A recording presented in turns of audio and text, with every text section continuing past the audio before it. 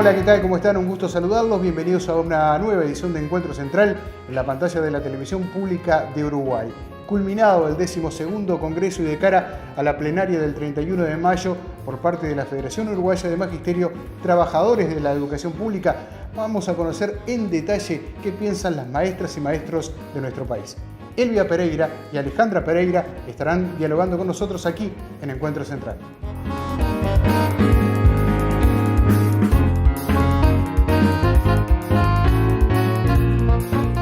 Bien, las maestras Elvia y Alejandra Pereira que nos acompañan en el día de hoy, nuevamente las saludo a las dos. ¿Cómo están? ¿Bien? Bien, bueno, gracias. Un gusto tenerlas por aquí. Vamos a hablar de muchas cosas, pero también vamos a hablar de este 12º Congreso que comenzó hace unos pocos días atrás y que tendrá el próximo 31, ¿es así, maestra? Exactamente, el día 31 de mayo vamos a estar en la plenaria definiendo lo que las comisiones ya estudiaron, ya debatieron, ya analizaron y tomaron posición. Y bueno, la plenaria será quien defina efectivamente los destinos organizativos de la federación. Bien, ya vamos a estar hablando entonces de los documentos que emanaron de las comisiones, qué es lo que dicen. Tuve oportunidad de leer algunos de ellos, hay algunos que son netamente, digamos, intragremio, que capaz que para el público no son de importancia, que tienen que ver con los estatutos y otro tipo de situaciones, pero hay otros que sí tienen que ver con la realidad educativa de nuestro país y siempre la mirada del gremio de la Federación Uruguaya de Magisterio de Trabajadores de la Educación Pública es bien importante sobre un tema que es, bueno, un derecho humano, como siempre decimos, la educación, ¿verdad? Efectivamente, y sobre la base de que es un derecho humano fundamental, es que estamos discutiendo, para nosotros más que relevante e importante, cuál es la escuela y cuál es la educación pública que nosotros, maestros y funcionarios, queremos para nuestro Uruguay. Es sobre esa base que venimos discutiendo cuáles son las líneas y cuáles son las acciones a tomar. No es un año cualquiera, claro. Es un año particular, es un año de elecciones nacionales, donde se va a estar definiendo sobre la educación, entre otros aspectos, cuáles son los caminos que el Uruguay defina para la educación. Y bueno, y nosotros entendemos que tenemos mucho para aportar y mucho para decir en ese sentido. Bien, lo veremos, las escucharemos más adelante acerca de este tema. Pero vamos a comenzar hablando de algo que ha ocurrido en estos últimos días, que tiene que ver con actualidad, y es un hecho que se dio, que no es la primera vez, creo, además. Está vinculado al cobro de haberes, tiene que ver con los pagos de primaria. ¿Qué es lo que está pasando? Y hay una situación reiterada de irregularidades en los cobros que indican, no tienen un patrón único, sino que es variado, y no es la primera vez. Hay un cambio de programa en el Consejo de Primaria, una actualización que era un programa viejo, y se vio afectado en distintas personas en todo el país con parte de su salario. Maestra, cuando decís un cambio de programa, ¿te estás refiriendo a la parte operativa de cómo se pagaban los salarios antiguamente y cómo hubo un cambio en el programático, en la forma de hacerlo? ¿Y a cuánta gente ha afectado? Y un número distinto, estamos hablando de miles en algún momento, que se fueron como regularizando en un periodo bastante más largo de lo que nosotros pensábamos. O sea, en este caso donde se fue a hacer la denuncia y se estuvo en negociación, tenía que ver con cuando se llegó a un punto de reiterado, ¿no? Este tema empezó hace meses ya. ¿Y a quiénes afecta fundamentalmente o a qué rubros afecta? Bueno, justamente Alejandra hablaba, son parte del salario de los maestros. Son distintas funciones, más allá del ser maestro de aula con la determinada carga horaria, los maestros cumplimos distintas funciones. Por ejemplo, el de suplir en el caso de que puntualmente haya ausencia de docentes. Ese grupo de compañeras también se vio afectado en el cobro regular de esa función que realizaba. Funciones que tienen que ver con Ceibal en inglés, por ejemplo. También sufrieron atrasos en el cobro de esas situaciones. Salas docentes, que son coordinaciones de planificación que se hacen fuera del horario y que por supuesto tienen una remuneración aparte del salario base del maestro, y esas salas también sufrieron atrasos. O sea, es un conjunto de funciones que cumplen algunos maestros que sufrieron estas irregularidades y atrasos en los cobros. Habitualmente es el depósito a través de la cuenta bancaria de cada maestro o maestra. Efectivamente, los cobros en su inmensa mayoría se hacen a través de la cuenta bancaria de cada uno.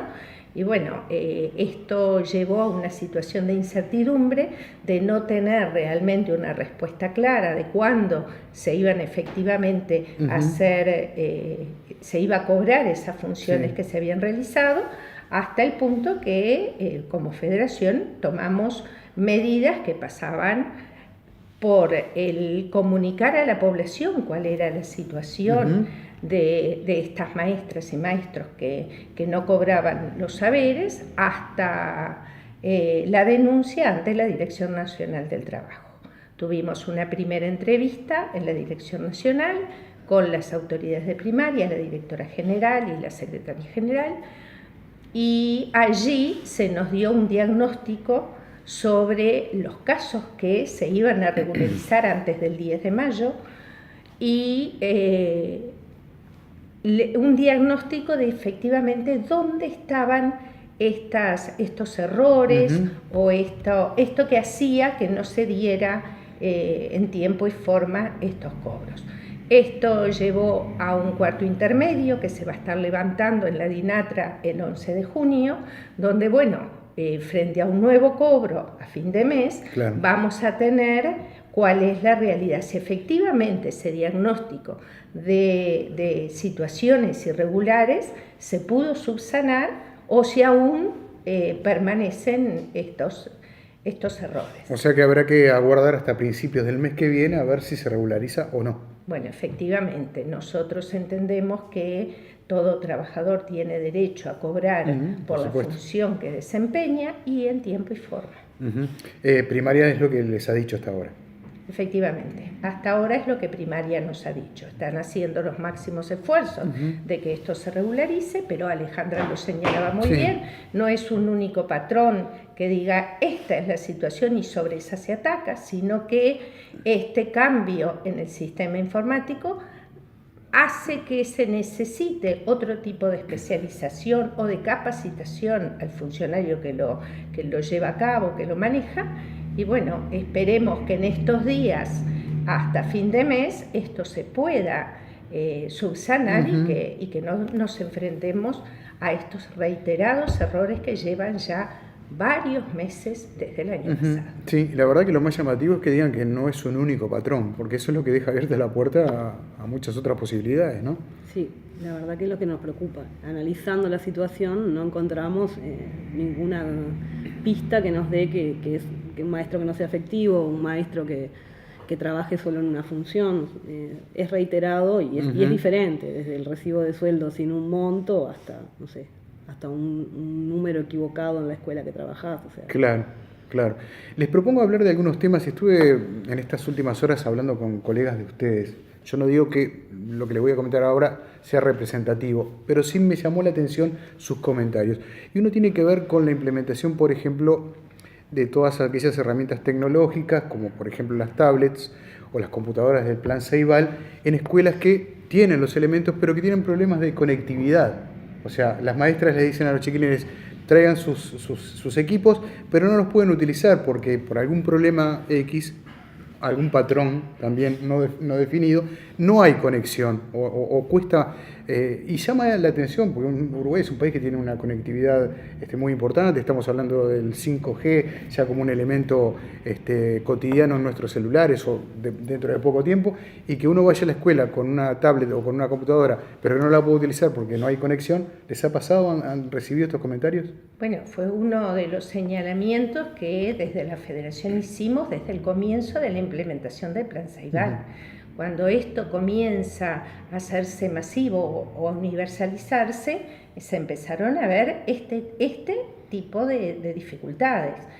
Si bien con el tiempo, en el transcurrir de los años, esto fue mejorado, sabemos que existen aún, y nos preocupa, el problema de la conectividad cuando tantos miles, por ejemplo, frente a alguna aplicación de alguna prueba en determinados horarios dentro del horario escolar, esto o se tranca o no pueden realizarse, o en el momento que se hicieron, cuando se van a guardar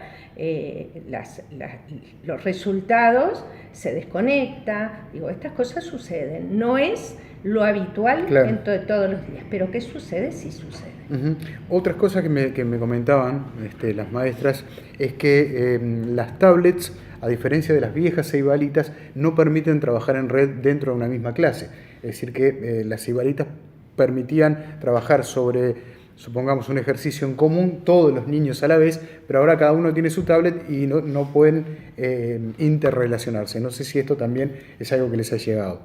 Son características diferentes para cada niño, si bien tienen las cosas buenas, las tablets para niños más pequeños, es real que tiene unas limitaciones cuando el niño va creciendo y no es lo más adecuado, o sea, es mucho más cómodo para los niños más grandes, ya que tengan teclado, porque permiten otras habilidades, y el trabajo también de monitoreo del maestro desde su máquina también, que es distinto, sí. Claro. O sea, no es que sea malo, pero debería ser como hasta un determinado nivel la tablet y después sí el uso de las máquinas. En un momento fue así, se cambiaban hasta el nivel inicial o primero esas, y después se cambiaban por computadoras, por laptop. Pero sí, nos ha llegado y además compartimos el reclamo en ese sentido. Sí. Comento esto porque a través de esta pantalla, de este programa, siempre hablamos de los avances tecnológicos, la importancia de los mismos, de no oponerse a ellos, sino acompasarlos, acompañarlos, y sin duda nadie duda de la importancia que tienen estas herramientas que se les provee a nuestros niños, pero también hay que atender ese tipo de situaciones. ¿Cómo le evalúan ustedes en general el trabajo del Plan Ceibal, cómo está funcionando hoy día? Nosotros consideramos que el Plan Ceibal no ha tenido una evaluación en cuanto a resultados, porque es una herramienta más. O sea, a mí me dan un libro desde primaria y yo, maestro, lo utilizo si lo veo necesario como un recurso más específico. No es que trabajo computación como en una época en la tablet. O sea, es una cosa más que la tengo a disposición. Desde el inicio, lo que sí se critica es la formación, ¿no? Nos entregaron las máquinas con poca formación para el uso de ellos en la clase, pero digo, está en el maestro utilizarla o no. Digo, no hay una valoración real porque no hay una evaluación clara en ese sentido. O sea, lo vemos como un recurso más, como otros que tenemos en la clase y que nos llega desde primaria. Siempre lo mismo, ¿no? O sea, el tema es que es una herramienta, cómo se utilice la misma. Entonces allí está el tema de todo esto. ¿Puede pasar que hoy día algunas maestras directamente no la estén utilizando? En general las maestras la usan. En general la usan las maestras y las usan los niños en las clases, los niños en su casa. Sin duda. También se usa. Pero sí, seguramente haya quien decide no usarlas, o por el problema de conectividad, o porque simplemente no tiene la capacitación adecuada para hacerlo. Pero eso está en el ejercicio de la profesión, en la libertad de cátedra de cada uno de los maestros. Claro. Elegís esa herramienta o cualquier otra. Indudablemente, si tenés buena conectividad, tenés la herramienta, tenés la conexión a Internet, podés acceder a esto mundial o global, que de otra forma lo harías a través de libros, o a través de periódicos, o a través de otro tipo de material o de herramienta. Pero en general se usa. Tú decías, Elvia, la capacitación, ¿qué ha pasado allí? ¿Se han quedado cortos desde el Plan Ceibal en el sentido de capacitar a todo el personal, en este caso maestros y maestras? ¿Por dónde puede haber estado la falla, digamos? En realidad, a nuestro entender, el tema de la capacitación fue al inicio, cuando se entregaron las máquinas y se esperaba de los maestros que ese uso de la herramienta fuera de determinada manera, y que no fue justamente porque la capacitación no fue la cantidad suficiente que el maestro necesitó en ese momento. Esto generó, al inicio de la aplicación del Plan Ceibal, generó ciertas resistencias, porque claramente si tú no sabes manejar una máquina, es muy difícil que puedas hacer el uso adecuado de ella. Luego hubo y hay hasta ahora distintos cursos de capacitación, más allá del uso de una máquina, sino el uso didáctico que hace el maestro de esa herramienta cuando va a planificar sus clases con sus niños. Entonces, esto llevó a que se fuera, cada maestro fuera incorporando otro tipo de usos didáctico de esta herramienta en la clase. Creo que ese fue el tránsito que se llevó en cuanto a la capacitación. ¿Es similar la realidad en Montevideo que en el interior con respecto a este tema? Yo creo que no es similar en ningún lado, porque también va con el conocimiento que uno maestro tenga en el tema de informática. Por ejemplo, hay algunos programas que tienen una forma muy compleja para trabajar robótica con los chiquilines. No es un programa de que yo agarro un instructivo, lo leo. Necesito tener una capacitación para entenderlo yo primero y ni hablar para transmitírselo a los chiquilines, que después hacen cosas fantásticas y seguramente lo entiendan mucho más rápido que yo. Sin duda. Pero digo, hay como debería existir una capacitación específica de acuerdo al nivel que vos tengas, al grado que te corresponda a la escuela y al tipo de programa que utilices, porque tiene muchísimos recursos y son muy buenos, pero también depende de la experiencia como maestro, tu conocimiento en el área de informática y para lo que lo vayas a usar o vos proyectes usarla. No tenés específicamente que la tenés que usar en determinados contenidos, sino que tenés la apertura didáctica de poder utilizarlo donde te parezca. Claro. Pero por el otro lado también, que tiene que ver también con el plan, todo lo que es el registro del maestro e incluso los carnés, están todos informatizados y eso sí es parte de algo que se incorporó, de aquel auxiliar de papel que llenábamos a mano, tenemos hasta la lista pasamos por la máquina, o sea que hay toda una incorporación que ahora la vemos natural, que cuando recién nos entregaron las máquinas nos parecía que se iba a perder todo, o que te daba como una inseguridad que el tema papel era otro. Porque además esto sigue avanzando, en todo caso la tecnología seguirá todavía superándose. Me quedé pensando que la última vez que vinieron de una emergencia médica a ver a mi hijo más chico, la doctora sacó una tablet y empezó lentamente a anotar. Me dijo, me cuesta mucho porque venía acostumbrado al papel, pero bueno, allí después me la mandó por mail, me quedó la historia por mail también. Es como el gurí, ¿no?